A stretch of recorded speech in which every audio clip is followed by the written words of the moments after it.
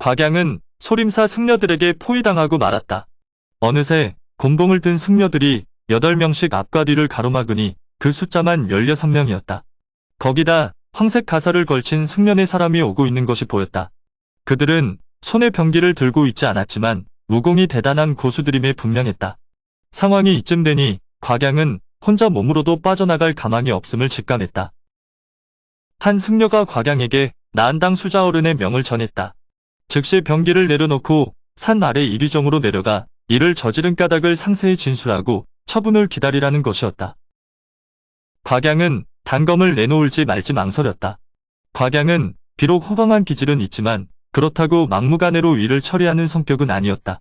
지금같이 상황이 극도로 불리할 때에는 잠시 참았다가 나중에 외할아버지나 아버지 어머니와 상의한 다음 다시 찾아가 일을 매듭짓는 것이 평소의 곽양이었다.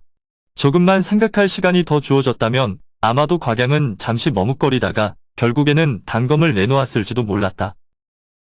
그러나 성격 급한 승려 하나가 느닷없이 공격하는 바람에 결국 싸움으로 번지고 말았다.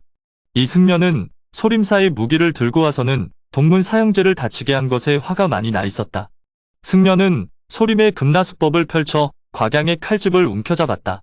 그러자 단검을 빼앗길 위기에 놓인 곽양은 더 생각해 볼 것도 없이 칼자루를 움켜잡은 채 힘주어 칼을 뽑아냈다. 뽑힌 칼은 눈 깜짝할 사이에 칼집의 결을 따라 아래쪽으로 쭉 훑어 내려갔다. 그 순간 칼집을 잡고 있던 승려의 입에서 비명이 터져 나왔다. 칼날이 양손으로 칼을 뺏으려고 실랑이 하던 승려의 왼손가락 5개 중 2개를 싹둑 잘라버렸기 때문이었다. 동문이 상처를 입고 피를 흘리자 동료 스님들은 경악했다. 너 나 할 것 없이 노성을 지르고 선장과 곤봉을 휘두르며 여기저기서 한꺼번에 달려들었다. 이제는 피하려고 해도 피할 수 없는 상황이 되고 말았다. 어차피 곱게 끝날 일이 아니라고 생각한 곽양은 자신도 위판사판으로 나갈 수밖에 없다고 생각했다. 그녀는 가문의 비전절기인 낙연검법을 펼치면서 산 아래 길 쪽을 막고 있는 승려들을 향해 무섭게 부딪혀 나갔다. 낙연검법은 그녀의 외조부 황약사가 자신의 절기인 낙영장법의 정수를 변화시켜 만들어낸 검법이었다. 도하도의 일절로 손꼽히는 무공이라 앞을 가로막고 있는 소림 승려들도 쉽게 당해내지 못했다. 곽양은 순식간에 앞을 가로막고 있는 승려 2사람에게 상처를 입히고 포위망을 뚫고 나가는 듯했다. 하지만 어느새 등 뒤에 나타난 4명의 승려들이 그녀에게 협공을 퍼붓기 시작했다. 곽양은 즉시 몸을 돌려 방어했다. 허공에 불꽃이 튀며 공수가 오고 갔다. 승려들은 적잖이 당황했다. 애당초 스님들은 젊은 여자 하나쯤이야 손쉽게 제압할 것으로 생각했다. 그런데 막상 곽양과 손을 섞어보니 실력이 예사롭지 않았다. 실력대로만 따진다면 상황은 벌써 끝났을 것이다. 하지만 소림사 승려들이 함부로 살초를 쓸 수도 없는 노릇이라 단지 제압만 하려고 하다 보니 상황이 어렵게 흘러가고 있었다. 제압만 하기에는 곽양의 실력이 만만치 않았기 때문이다. 하는 수 없이 그 자리에 있던 승려들 중 한 사람이 나한당으로 달려가 급보를 전했다. 오래전에 곽양과 소림사 승려들 간의 싸움이 한창인 곳으로 한 노승이 어슬렁어슬렁 다가왔다. 걸음걸이가 무척 여유로웠다. 노승은 웃음 띤 얼굴로 싸움판을 구경했다. 얼마나 싸웠을까? 이제 곽양은 숨이 턱까지 차서 검법마저 제대로 펼치기 힘들었다. 더는 안 되겠다고 생각한 곽양은 명색이 천하무학의 근원지라고 불리는 소림사에서 일개 아녀자를 상대로 무슨 수십 명이 덤비냐고 고래고래 소리쳤다. 그 소리를 듣고 싸움을 구경하던 노승이 모두 멈추라고 명했다. 이 노승이 바로 나한당의 수자인 무색선사였다. 곽영이 찾아보러 온 그 사람이었다. 하지만 곽영과 무색선사는 실제로 본 적이 없어 서로를 알아보지는 못했다. 무색선사의 명으로 공격을 퍼붓던 승려들이 뒤로 물러나자 무색선사가 곽양을 보며 물었다. 아가씨는 성함이 어찌 되는가? 춘부장과 스승 되시는 분은 누신가? 무슨 일로 우리 소림사에 왕림하셨는가? 한꺼번에 서너 가지 질문이 잇따라 떨어지자 곽양은 속으로 생각해 보았다. 여기서 부모님 성함을 알려주는 것이 좋을지 나쁠지 판단이 서지 않았다. 곽양은 얼렁뚱땅 상황을 넘기고 36개 주랭랑을 치는 게 상책이라고 생각했다. 생각을 마친 곽양은 무색선사에게 자기 이름은 말해줄 수 없다고 했다. 자기는 그냥 경치 구경하러 산을 올랐을 뿐인데 소림사 승려들이 자기 병기를 뺏으려 들었다며 이런 법이 어디 있냐고 오히려 무색선사에게 따지고 들었다. 무색선사는 잠자코 웃음 띤 얼굴로 곽양의 말을 듣고만 있었다. 곽양은 내친김에 더욱 공세적으로 나갔다. 자기는 절간 문턱에 발을 들여놓지 않았는데 왜 소림사의 계율에 따라야 하냐고 했다. 산 전체가 소림사 소유냐고 따지고 들었다. 그러면서 정이 자기 단검을 몰수하겠다면 여기 두고 가겠다고 했다. 하지만 자기를 죽여 입막음을 하지 못하는 한 오늘 이 사건은 강호에 두루 소문이 나서 모르는 사람이 없게 될 것이라고 했다. 무색선사와 곽양 사이에 어색한 시간이 흘렀다. 곽양은 사고쳐 놓은 것이 있으니 이 일이 부모님께 알려질까 두려웠다. 무색선사는 나이 어린 여인을 상대로 10명이 넘게 덤벼들어 싸웠다는 소문이 강호에 퍼지는 것이 싫었다. 그때 곽양이 단검을 땅바닥에 툭 던져놓고는 미련 없이 발걸음을 돌렸다. 그러자 무색선사가 땅바닥에 떨어진 단검을 들어 올려 곽양 앞을 가로막고 양손으로 칼날을 떠받든 채 보검을 거두어 넣으라고 말했다. 그러면서 정의 사문의 내력을 밝히고 싶지 않다면 그렇게 하라면서 자기가 산 아래까지 배웅해주겠다고 했다. 곽양은 자기 꾀가 통했다 생각하고 얼굴에 웃음꽃을 활짝 피웠다. 환한 한박웃음을 지으면서 단검을 받아들려고 곽양이 손을 내밀었다. 그런데 막상 칼자루를 잡는 순간 칼자루를 아무리 힘껏 당겨도 꼼짝도 하지 않았다. 몇 번이나 힘을 써보아도 단검은 무색선사의 손바닥에 달라붙은 채 움직이지 않았다. 대사님께서 공력을 뽐내보시겠다? 그렇게 말을 내뱉은 곽양의 왼손이 무색선사의 왼쪽 목덜미를 향해 날아갔다. 갑작스러운 곽양의 공격에 놀란 무색선사가 몸을 기울여 피해냈다. 그 바람에 공력이 풀어지는가 싶더니 어느새 단검이 곽양의 손에 들려 있었다. 무색선사는 조금 전 곽양이 쓴 수법을 보고는 도화도 주인을 어떻게 부르냐고 물었다. 그러자 곽양이 웃으며 늙은이 동사라고 부른다고 답했다. 무색선사는 곽양이 끝까지 사문의 내력을 밝히려 들지 않자 고승답지 않게 짓궂은 생각이 들어 어떻게든지 실토하게 만들고 싶었다. 그래서 무색선사는 곽양에게 한 가지 내기를 제안했다. 자기가 지금부터 10초를 공격할 테니 받아보겠냐는 것이었다. 그러면 자기가 곽양의 사문 내력을 알아맞혀 보겠다는 것이었다. 그러자 곽양은 잠시 생각하더니 만약 10초 공격에서 알아내지 못하면 각원을 더는 괴롭히지 말라고 제안했다. 사실 각원은 누가 괴롭히는 것이 아니라 3년 전 화산절정봉에서 소상자와 윤극서라는 도둑들에게 소림의 보물인 능가경을 도둑맞은 일로 벌을 받고 있는 중이었다. 무색선사는 굳이 그것까지 밝히지는 않고 곽양의 제안을 받아들였다. 만약 곽양이 이긴다면 자신이 대신 각원의 벌을 받을 생각이었다. 곽양은 영리했다. 무색선사와 말을 주고받으면서도 이미 머릿속에서는 여러 가지 수를 생각하고 있었다. 곽양은 무공고수인 노승의 공격을 받아서는 승산이 없다고 생각하고 차라리 자기가 선수를 쳐서 10초 공격을 퍼붓는 게 더 낫다고 생각했다. 생각을 마친 곽양은 무색선사의 입에서 시작할 테니 조심하라는 말이 끝나기도 전에 무섭게 선제 공격을 했다. 곽양의 1초는 낙연건법이었다. 무색선사가 몸을 피하자 바로 두 번째 공격을 감행했다. 이번에는 전진파건법으로 공격해 들어갔다. 그것을 보고 무색선사가 전진건법을 알아보고 감탄했다. 그러나 곽양의 칼끝은 이미 허공을 찌르고 빗나가 있었다.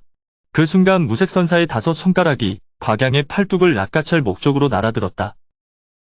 놀란 곽양이 이번에는 놀랍게도 개방의 비전절기인 타구봉법을 사용해서 위기에서 벗어났다. 계속해서 타구봉법을 응용한 곽양의 칼이 무색선사를 향해 날아들었다. 하마터면 5 손가락이 한꺼번에 싹둑 잘려나갈 뻔한 것을 가까스로 피한 무색선사의 왼쪽 소매자락이 길게 찢어졌다. 다음 순간 무색선사의 얼굴빛이 싹 바뀌었다. 무색선사의 머릿속이 어지러웠다. 그때를 놓치지 않고 곽양이 무색선사의 하반신을 노리고 공격해 들어왔다. 이번에는 고묘파의 계승자 소용료에게서 배운 옥녀건법이었다. 옥녀건법이 눈앞에서 펼쳐지는 순간 소림사 승려들은 그 아름다움에 감탄했다. 소림파의 달마건법이나 나한건법처럼 강맹일변도의 건법만 수련해온 소림사 승려들은 옥녀건법처럼 아름다운 건법을 본 적이 없었다. 공격을 받고 있는 무색선사 역시 본 적 없는 아름다운 건법에 매료되어 반격은 하지 않고 몸을 피해가며 오히려 곽양의 검초가 이어지기를 기다렸다. 그 순간 곽양의 초식이 또 변했다. 그녀가 이번에 구사한 초식은 사통팔달이었다. 그 초식을 보자 이번에는 옆에서 구경하던 장군보가 탄식을 흘렸다. 그건 바로 3년 전 화산절정봉에서 신조대엽 양과가 장군보에게 가르쳐준 것이었기 때문이다. 그때 곽양은 그저 옆에서 어깨너머로 눈여겨보았을 뿐이었다. 놀란 것은 장군보만이 아니었다. 무색선사는 한때 농림에 몸을 담은 적도 있었다. 젊은 시절 강우를 종이무진으로 넘나들며 경험을 쌓았다. 지난 10년 전부터 나한당 수자 직분을 맡은 이래 모든 문파의 무공에 대해서도 깊이 연구해왔다. 그래서 다른 문파의 것과 소림 무공을 비교 검토해서 장점은 받아들이고 단점은 과감히 잘라냈다. 하는 일이 늘 이렇다 보니 무색선사는 상대방의 실력이 아무리 대단하더라도 몇 초 내에 그 신분 내력을 간파해낼 자신이 있었다. 나이 어린 곽양과 겨루면서 10초를 약속한 것만도 사실은 아주 크게 양보해준 셈이었다. 그런데 어떻게 20살도 안 되는 여인이 그 숱한 문파의 무공을 터득했는지 도무지 이해할 길이 없었다. 사실 지금 사용하고 있는 곽양의 무공들은 대부분 수박겉 탈기식이었다. 하지만 무색선사가 직접 그 공격에 맞아보지 않는 이상 그게 진짜인지 흉내만 내는 것인지는 알 수 없었다. 곽양이 이렇듯 수많은 문파의 무공들을 흉내낼 수 있었던 것은 그녀의 부모, 스승, 친구들이 모조리 당대 인류 고수들이기 때문이다. 곽양은 아주 영리해서 보는 것만으로도 흉내 정도는 충분히 낼 수 있었다.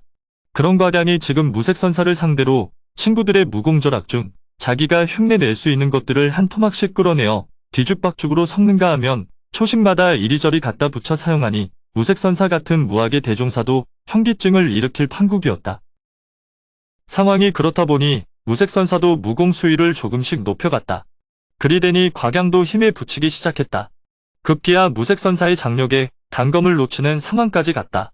순식간에 병기를 잃어버리고 맨주먹이 된 곽양에게 무색선사의 쌍장이 날아들었다. 만약 그녀가 내력으로 맞서지 않을 경우 그 손바닥은 뒤로 꺾이거나 끊겨나가야 할 상황이었다. 순간 곽양은 저 고승이 설마 진짜 내 손목뼈를 부러뜨리게 하겠냐는 생각을 했다. 내공으로 방어를 하기보다 오히려 철장공으로 공세를 펼쳤다. 곽양의 손에서 느닷없이 사나운 장법이 펼쳐지는 것을 보자 이번에는 무색선사가 고민에 빠졌다. 무색선사처럼 장법의 조예가 깊은 사람이 지금 곽양이 사용하는 철장공을 못 알아볼 리는 없었다. 문제는 그녀가 공격적으로 나왔다는 것이었다. 공격이야 남의 무공 초식을 흉내낸다고 하지만 방어를 하기 위해서는 자기 본문의 무공을 드러내야 했다. 그러라고 날리는 공격이지 죽기 살기로 장력 대결을 하기 위한 공격이 아니었다. 물론 장력 대 장력으로 대결하면 곽양은 무색선사의 상대가 되지 못했다. 거기다 지금 곽양의 내공이 한계를 보이고 있는 것이 뻔히 눈에 보였다. 하지만 무색선사는 급히 손을 거두어들이고 뒤로 물러났다. 무색선사는 그녀를 다치게 하고 싶지 않았다. 자기 판단이 옳았다고 생각한 곽양은 기분이 좋았다. 그리고 손가락으로 세어보니 이제 마지막 한 번의 공격만이 남아있었다. 곽양은 의미심장한 미소를 지으며 마지막 10번째 공격을 날렸다. 그 순간 그 자리에 있던 모두가 놀라워하는 소리가 터져나왔다. 그녀가 마지막에 사용한 무공이 나은권이었기 때문이다. 무색선사는 적지 않게 화가 나면서도 한편으로는 웃음이 나왔다. 지금 자신에게 나은권을 사용하는 것은 어린아이가 공자님 앞에서 논어를 읽는 격이 아닌가. 무색선사는 곽양이 사용하고 있는 나은권이 틈을 재빨리 파고들어 두 손으로 곽양의 몸을 들어 올렸다. 신체가 적의 손에 붙잡히고 두 발마저 땅바닥에서 떨어졌으니 거기서 승부는 끝난 것이나 다름없었다. 그러나 이 대결은 그런 승부가 아니었다. 10초를 겨루어 곽양의 사문 내력을 알아내는 것이 목적이었는데 곽양은 10초를 겨루는데 10가지 다른 문파의 무공을 썼다. 심지어 마지막에는 소림의 권법까지 구사했다. 이것을 무엇으로 설명해야 하는가? 무색선사가 이런 생각을 하고 있는데 곽양이 허공에서 몸부림치다가 물건 하나를 떨어뜨렸다. 무색선사가 곽양을 내려주고 땅에 떨어진 그 물건을 보니 그것은 자기가 3년 전에 선물한 것이었다. 그것은 강철을 녹여 만든 자그만 나한상 한 쌍이었다. 이 철나한의 뱃속에는 정교한 기관 장치가 들어있어 용수철을 누르기만 하면 강철 조각 한 쌍이 저절로 마주보고 서서 소림사 나한권 10초를 처음부터 끝까지 공격과 방어의 대련 동작을 교대로 연출해냈다. 곽양이 마지막에 나한권을 사용한 것도 이것을 보고 배운 것이었다. 무색선사가 나한상을 보고 곽양의 신분을 알았듯이 곽양도 지금까지 자기와 무공을 겨룬 사람이 바로 무색선사임을 알았다. 곽양은 다소곳이 허리를 구부려 사죄의 예를 올렸다. 무색선사는 덩달아 미소로 답례했다. 무색선사가 곽양에게 소림사에 찾아온 이유를 물었다. 그러자 곽양이 양과와 소용녀의 소식을 알고 있느냐고 물었는데 무색선사 역시 그들 부부 소식은 모르고 있었다. 곽양의 실망은 컸다. 결국 아무 소득 없이 소림사 승려들과 작별하고 산 아래를 향해 내려가기 시작했다. 그런데 무색선사가 급하게 뒤따라와 곽양을 세웠다. 그러고는 종이 한 장을 꺼내 곽양에게 건네면서 이것을 누가 쓴 것인지 아느냐고 물었다. 곽양은 나귀 등에서 내려서 무색선사가 건네주는 종이를 받아보았다. 거기에는 이렇게 적혀 있었다. 소림의 무공이 중원의 패자로 일컬어진다는 소문이 서역 땅에 전해진 지도 여러 해. 열흘 후 곤륜 삼성이 몸소 찾아뵙고 한꺼번에 가르침을 받으리다. 오늘의 영상은 여기까지입니다. 영상이 도움이 되셨다면 구독과 좋아요, 알람 설정 부탁드립니다. 시청해주셔서 감사합니다.